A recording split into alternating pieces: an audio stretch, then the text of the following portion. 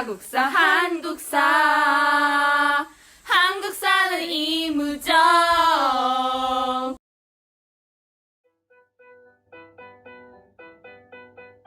여러분 안녕하세요.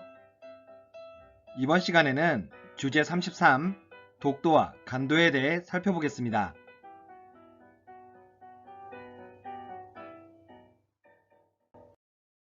학습 목표. 독도가 우리 고유의 영토임을 근거를 들어 설명하고 간도 귀속 문제의 발생 과정과 결과를 정리할 수 있다. 네, 지금 여기는 저희 학교 1층 급식실 앞인데요. 지금 보시면 독도 실시간 영상관이 있죠. 요거는 KBSN에서 선착순으로 학교에 무료 설치해 준 건데요. 저희 학교에 김영태 선생님께서 저에게 알려주셔가지고 제가 잽싸게 신청을 했어요. 저 잘했죠?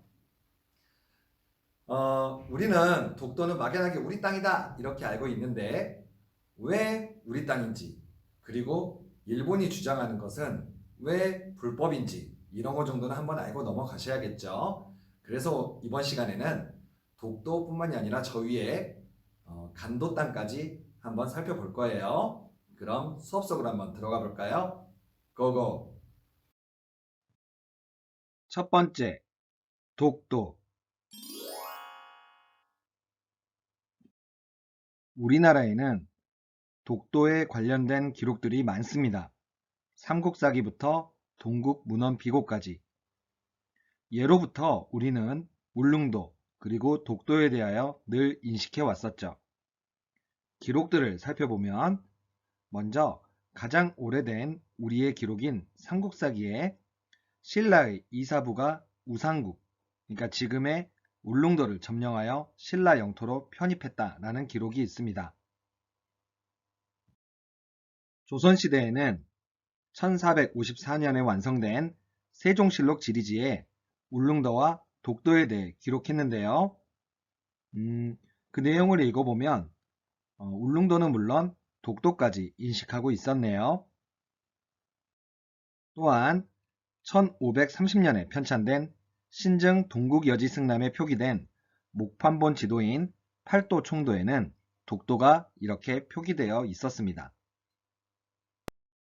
1770년 동국문헌비고에는 독도의 명칭에 대하여 기록이 되어 있는데요. 기록을 보시면 울릉, 우산은 모두 우상국 땅이다 라고 되어 있죠. 이렇게 우리는 울릉도와 독도를 우리 땅으로 인식하고 있었습니다. 그럼 우리는 이 울릉도와 독도를 어떻게 관리해 왔을까요? 조선시대의 독도 관리를 보겠습니다. 쭉 거슬러 올라가 조선 태종 때는 왜구, 즉 일본 해적놈들 때문에 우리 주민들의 피해를 줄이고자 섬 주민을 본토로 이주시키는 쇄환 정책을 실시하기도 했습니다. 즉 섬을 비워서 인명피해를 줄이려는 것이었죠. 이러다 보니까 일본 사람들도 이 독도와 울릉도 주변에 와서 어업활동을 하고 막 그랬거든요.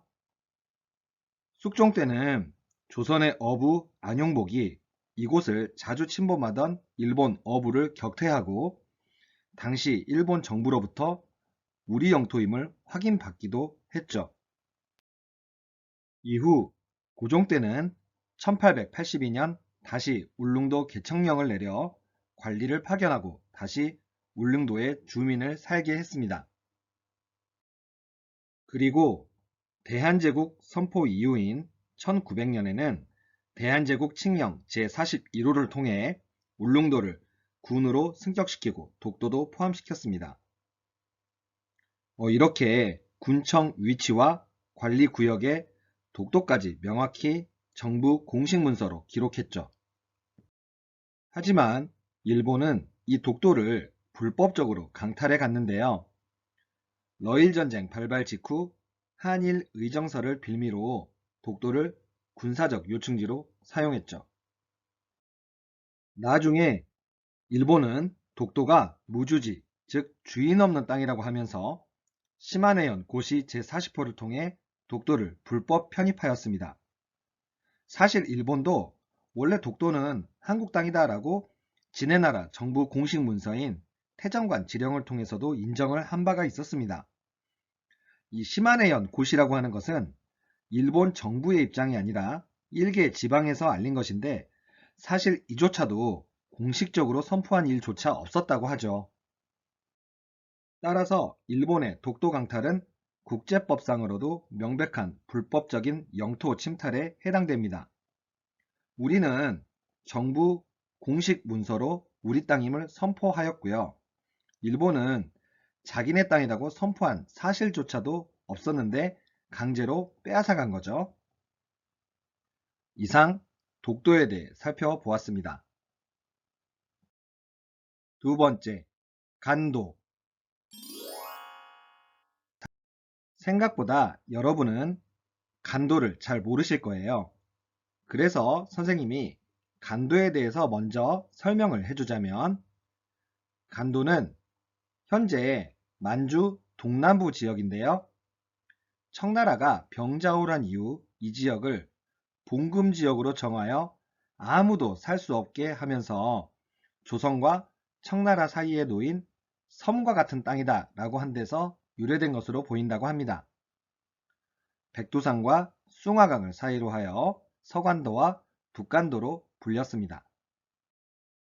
이 간도가 거의 빈 땅이었으니까 두 나라 사람들 모두 다 몰래 왔다 갔다 거렸고, 이러면서 두 나라 사람들 사이에 충돌이 자주 일어났던 거예요. 그래서 조선과 청나라 사이에는 이 압록강과 두만강을 사이에 두고 분쟁이 많이 발생했었죠. 그래서 숙종 때는 두 나라가 백두산 정계비라는 것을 세워 합의를 봤는데요. 압록강과 토문강을 경계로 하여 아예 국경을 확정 지어버린 거죠. 자, 백두산 정계비는 지금 지도상 이 위치에 있고요.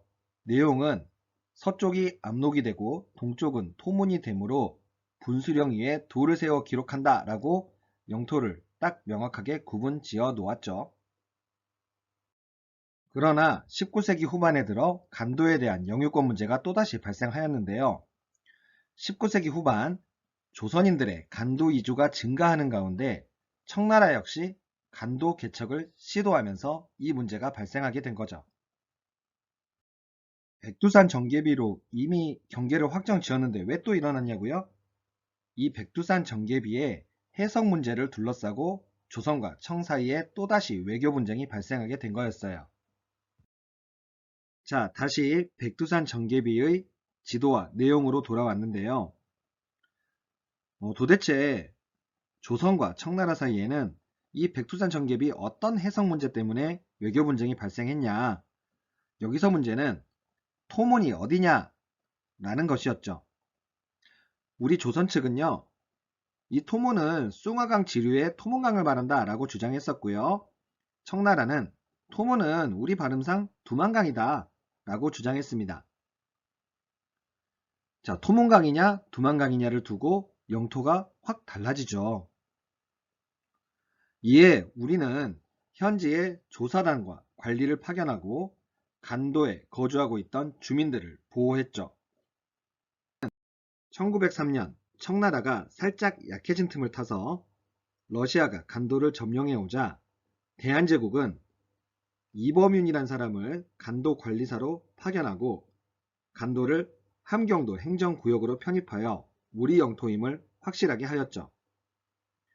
이범윤은요, 간도 관리사로 임명되어 간도에 거주하고 있던 조선 사람들에게 큰 힘이 되었었고요. 이후에 항일 무장투쟁에도 앞장서셨던 그런 분이에요. 이렇게 우리 땅이 되어가던 간도 지역. 그러나 안타깝게도 이 간도는 일본에 의해 중국에 넘겨지게 됩니다. 사실 일본 역시도 이 간도는 한국 땅이라고 생각하고 있었는데요. 1907년 통감부는 간도 파출소를 설치하는 등 간도를 대한제국의 영토로 간주하고 있었습니다. 그러나 일제는 1909년 청나라로부터 남만주 철도 부설권과 푸순 탄광 채굴권을 받는 대가로 간도를 청에게 넘겨버리는 간도 협약을 체결하게 됩니다. 이러면서 간도가 중국에게 넘어가게 된 거죠. 일본이 왜 자기 멋대로 땅을 중국에게 넘겨버렸냐고요? 이미 을사늑약으로 외교권이 자기네들한테 있다 이거죠.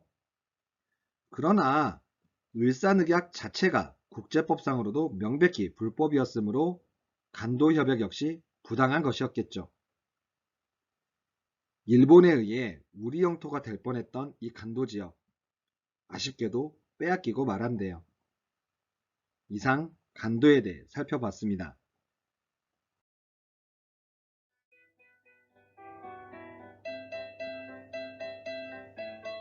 이렇게 독도와 간도에 대해 살펴보았습니다.